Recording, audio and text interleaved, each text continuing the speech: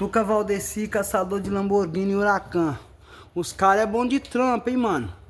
Um abraço aí para todos os manos aí, ó, que trabalham na serralheria aí, ó, dos 4 cantos do Brasil aí, ó.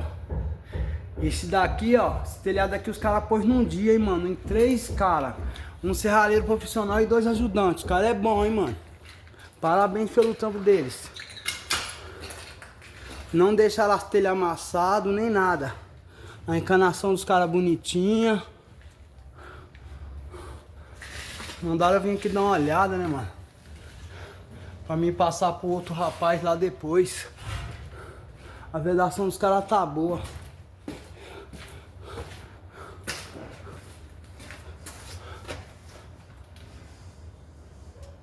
Suave aqui. Parabéns, meninos. O trabalho de vocês está muito bom. Manda o contato aí depois pra mim postar nas redes sociais.